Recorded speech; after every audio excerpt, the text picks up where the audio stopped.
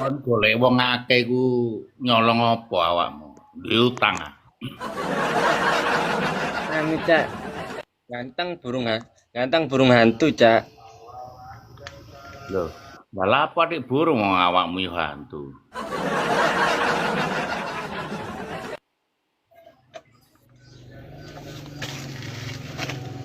Hantu iku apa pocongan ngono ta? Model manuk ngono ta ya apa maksudnya?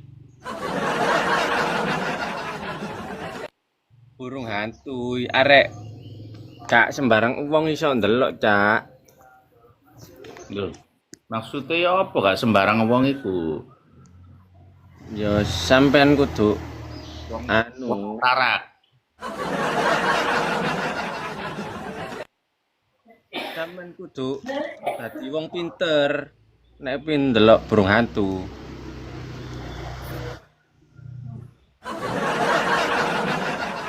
Tapi sing iso ndelok dukun ngono ta maksudnya. Gak iso ndelok dukun. Wong pinter-pinter sing iso ndelok cak. Lah ya sing sekolah S1, S2, apa profesor, doktor ngono ta.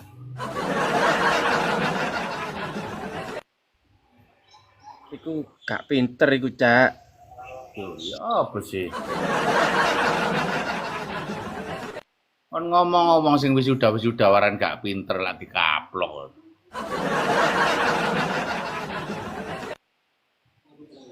Wong sing iki lho cak iso ndel- ndelok anu iki lho.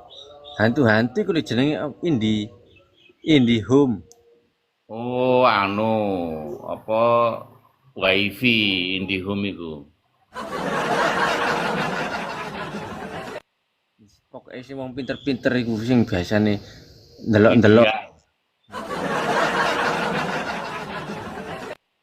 Indie. Indian dudu, India.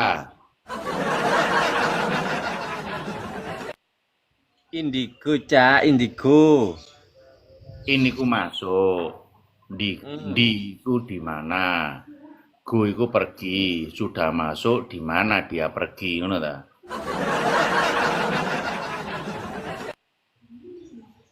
Yo gak cak. Pokoke sing iso ndelok burung hantu. Sing iso ndelok hantu-hantu. Oh, dadi sing iso ndelok burung hantu iku kudu dadi hantu, ngono. Dadi toyol, dalbo, kuntilanak, sukser apa? Suser apa sih? Super ngesot, aduh. Tuker ngesot. Apa jenenge? Su Su Sundel bolong. super ngesot. Sing ngesot iku lho apa sih?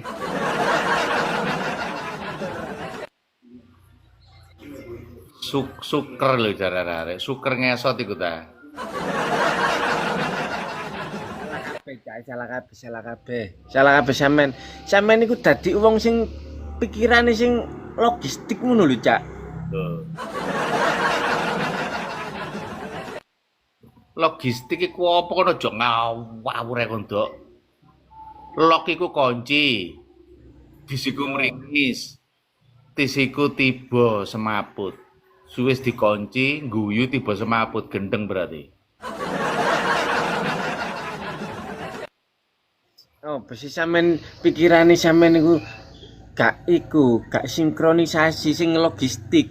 Dadi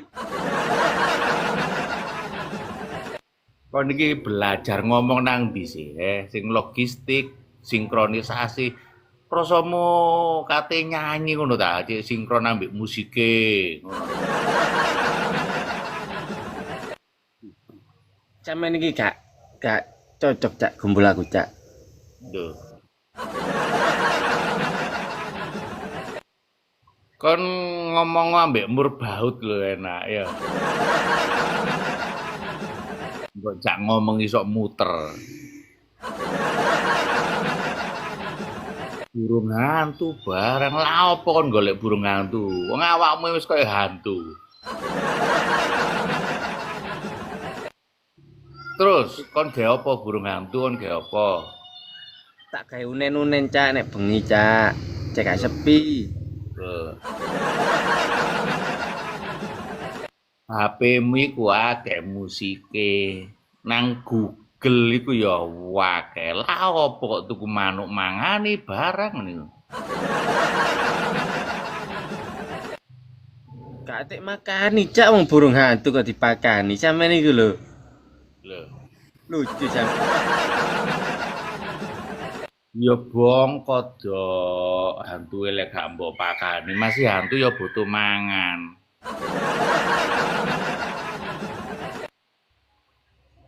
Lho, nang ndi ku jenenge hantu ku mangan golek dhewe cak sira. Lho, apa panganane? Burung hantu. Apa panganane? Burung hantu nggih poso. Duh, so. Mbok kira kate riyo ane poso barang kok niku. Poso. Riyaya ya gak kudu poso barang cak. Pokoke burung hantu cak. Iku Hmm. aku tuku nang gone pasar Kupang kono cak. Larang cak. Wah, kontrol pasar Kupang barang kok niku. Kon numpak apa mrono? Numpak sepeda ya merotoli sepedamu. Sampeyan iku omahe dhisik Surabaya iku saiki iku istimewa ana bis iku, bis gedhe iku mbayar botol sampeyan iku. Lho, wis kon bayari botol lah dikeplak bathukmu kon. Terus wonge mangan apa? Mangan tutupe botol ngono ta? Iya ya cak ya. Lho, ya iya iya.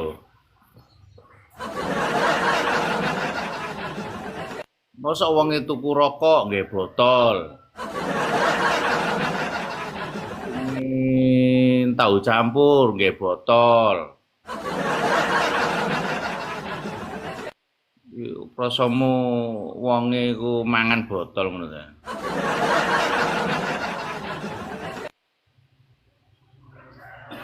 Cak iku paling botole iku paling kok di rombengno cak. Rombeng maneh cik sorone wong iku tuku bis, tuku rombeng barang. Ya apa sih cak aku kok bingung sih. Coba sampean berpikir secara logistika. Tadi Kon ngawur dok kon kaplok iki wong akeh lho kon ngomong ngawur-ngawur. Kon tau disetrum lambemu ta. Kaya wong lek nyetrum welut ta, nyetrum kutuk lho, tau kon. Logistik iku apa, berpikir iku apa, ojo ngawur ya, Dok.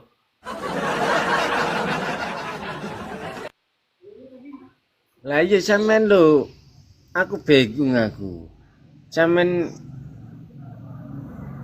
sing anu apa sih? Bingung kok kaya temenan ngono. Sik, santai. Kon mau iku teko ndi? Terus lah apa digoleki wong akeh. Ya, kon iku duwe utang ta? Ben wong kok aku muncul sida celun. Kon iki lah apa? Aku mau iku kating melok lomba burung hantu, tak elokno lomba kon doleki ae. Lah lapo? Kok hantu kon lombane wong awakmu wis kaya hantu kok.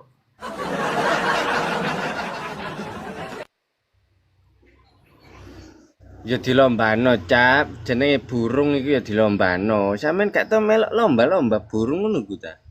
Gak males aku lomba apa dicentelno wong tenguk-tenguk ngopi. Lomba iku lak mesti balapan ta, balapan melayu kek balapan opo longga kok tenguk-tenguk.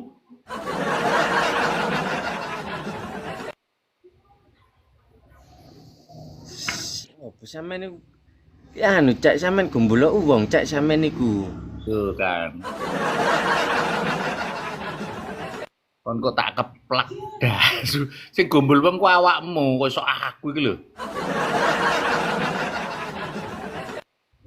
Sampean niku gombola wong cek ero bermasyarakat iku ana lomba burung iku ya ngono cak.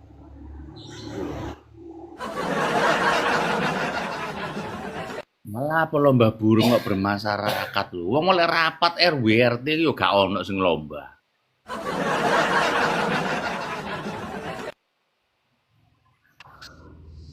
Ayo. Nah, terus sing salah aku berarti. Ya iyalah. Awakmu iki biyen iki ya apa ya? Kon iki sekolah apa sih, Tok? Biyen iku Sekolah karate aku nih. Sekolah karate.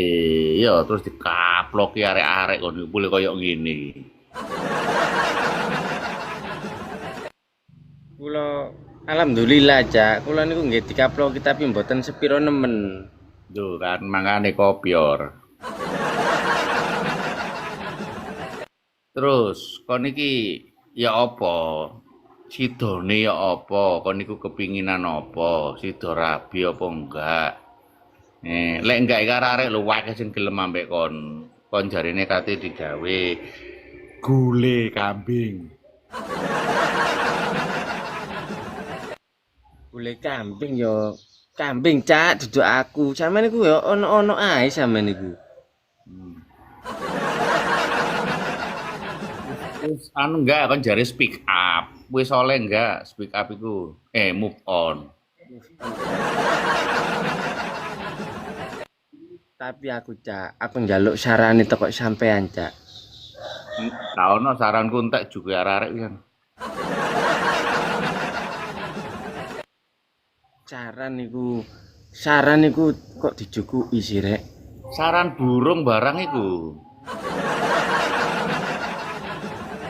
Nah, iku sarang cak, iku sarang. Aku iki lho cak. Sarang nama getan iku, Dok. Sarang kok nang Magetan yo nang gone uwit. Nggone Magetan ono, Jok, sarang iku. Ono banyuwe iku. Oh, Sarangan iku. jenenge Telaga Sarangan. Tempatnya berada di Magetan. Weru kon. Tau rono to? Kok gak jegur pisan awakmu? Kula niki nggih bolak-balik cak nek mriko ngono ae kenal kan. Enggak ketemu Kaji Sugri ya. Mboten wonten mriko jenenge Kaji Subri, wontene Kaji Poniti. Kaji Poniti. Kon proso mesti digawe kelambi peniti gitu ta. Kok kemawar kon, Dok. Kon tau nang ndi ae sih? Nang Medion. Sik iku malu, Mbas. Mbas move on-mu malu ya apa akhire? Kula niki pun move on kula punan cak. Kula akhirnya kula berpikir untuk dadi single mom aku saiki. Duh. Kon lek single mom, mela Okta ya. Single mom ya ijenan cak aku cak ambek Mami Okta kok single mom kok ambek Mami Okta. Itu Okta iku, Mami Okta sampe tuwek iku single mom. Lek arek iku duet, berarti arek iku kate voli. Single mom iku gawe wong wedok. Paham enggak? Kon ben cita-citamu paling mlebu kowal kon ya. Apa kon biyen Kenal. sekolah terus mlebu apa polwan gak kelbu ya? Nggih. Kula daftar polisi mboten diterima, akhirnya kula nyoba dadi polwan, Cak. Lho. Sampeyan kok ero ayo. Kon lek mlebu polisi gak diterima, awakmu coren gawe olibri. Ngerti? Awakmu dicor ngerti ya dicor nang ngene pinggir embong lho. Terus aku meneng ae dadi polisi. Dicor kok. Yo gak enak Cak, aku nek meneng ae gak iso nilang-nilang arek-arek sing nakal-nakal ngono ku gak gelem gawe helm. Spione siji. Lampune murup separo ngono ku gak iso nilang aku. Spione siji, lampune mur separo, sepedahe lho separo. Ya iku kudu tak tilang iku Cak, mangkane ojo sing bagian meneng ae ya sing obat Cak. Aman. Nek obahe malah dikaploki masyarakat kon gitu. Iko malu move on-mu ya apa? Wis ana kenalan apa gurung kon iki?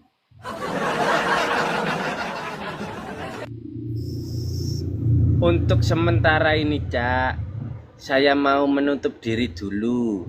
Saya tidak mau membuka hati. Mlebu nang kerdus kono lho disolasi.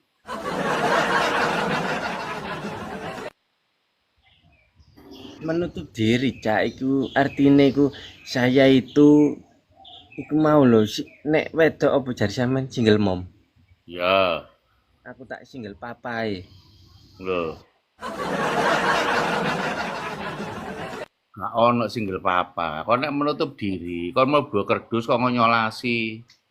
Arek-arek ngerti ya? Takim mau nyolasi.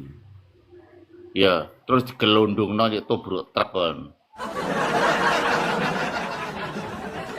Ya ojo Cak, sampean iku ya ngono. Wong Aku wayu gelem ah, tanahe akeh, duwe omah. apa? Iya, umur 93 gelem ah. Semen Cak. 93. Iya. Tak cek kinyis-kinyis Cak. Iya, keriput kan. Biyen ku alise nang ndukur ngene, berumur 93, ari iso nang ngene kene lho irung kene lho, ngerti ya? Sampeyan niku ono-ono ae sampeyan niku. Lho enak kon rabi ambek iku bendina sapa puskesmas. Cak, aku wedi aku. Umume alis niku nggih nang ndukur kene, Cak. Nek nang kene jenenge dudu alis, Cak. Apa? Apa lek gitu? Codet. Ya wong tuwek kan melorot do. Ana tatune biyen iku tatuane boyo, tatuane bajul. Berhubung umur 90 dadi cecek. Apa? Mau ono tatu-tatuane ngono mau gak suka aku. Waduh gak suka. Lah apa wonge suka ambek raimu.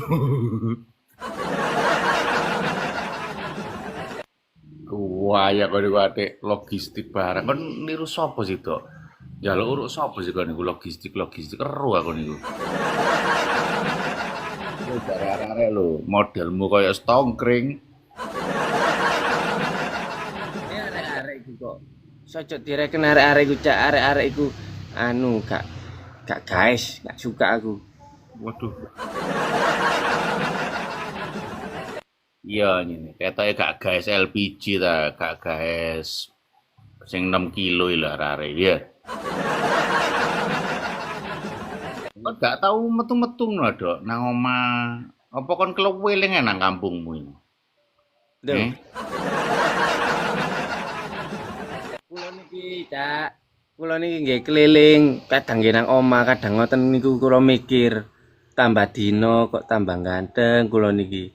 Ya apa ya.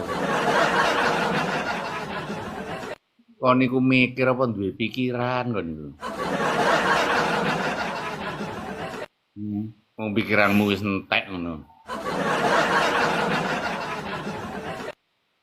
Nggih mikir Cak niku wong urip niku nggih mikir kok. Pret, entek pikiranmu wisan. Wong kaya wong-wong wedok-wedok ae kon. Kon niku gawe pikiran ae, gawe pikiran. Kok iso pikiran digawe wong-wong? Produksi pikiran ku nang ndi? Kon gak kerja lagi jam 1 lho. Durung Cak, durung jami. Jam piro lek kerja? Cak iki jam piro Cak wong jam padha wingi niki ya. Ya banding HP-mu lak jame ketok kok.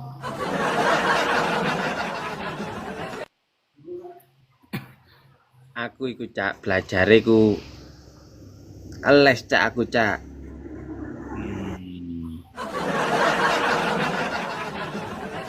Les apa? Les bumi ya.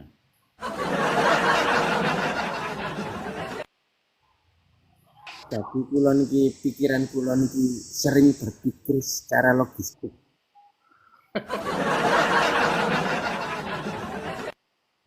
Sing mboten Awakmu kudu pikiran tak beras.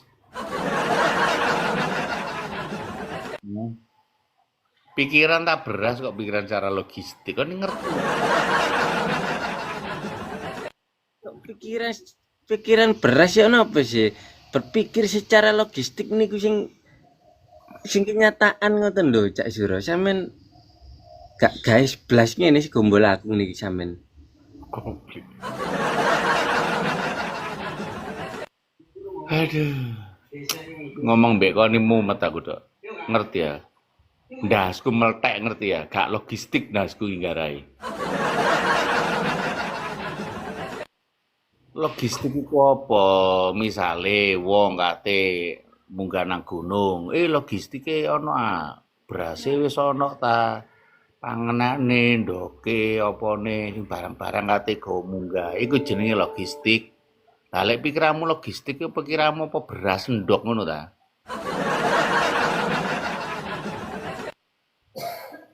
Yo iso percampur iki.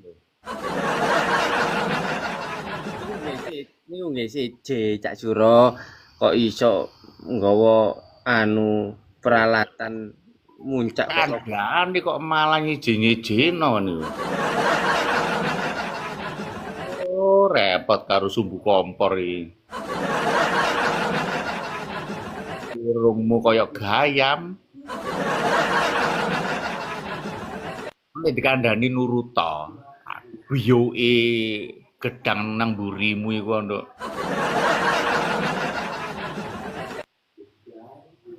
ya opo Cak Suro iki. Sampeyan meneh gombol ambek bola-bola ku Cak. Meneh Cak pinter meneh. Sopo bolo-bolomu takim iku ah. Bolomu mek loro takim ambek sapa iki kopior kabeh ngono. Gak logistik balas pikirane. Dadi sampean meneh nek kumpul ambek kanca-kancaku Cak. Iku iso membangun chemistry Cak. Wah, gayae.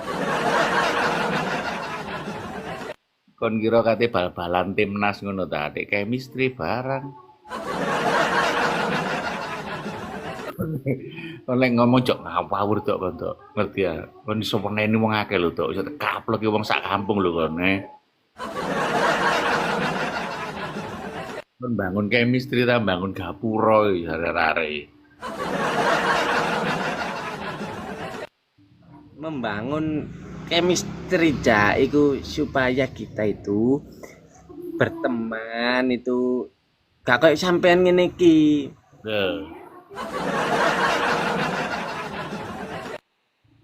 Aki wis sabar ada kon apa jenenge kon garai ae. Engko akeh dumeso kaya okta kapok kon.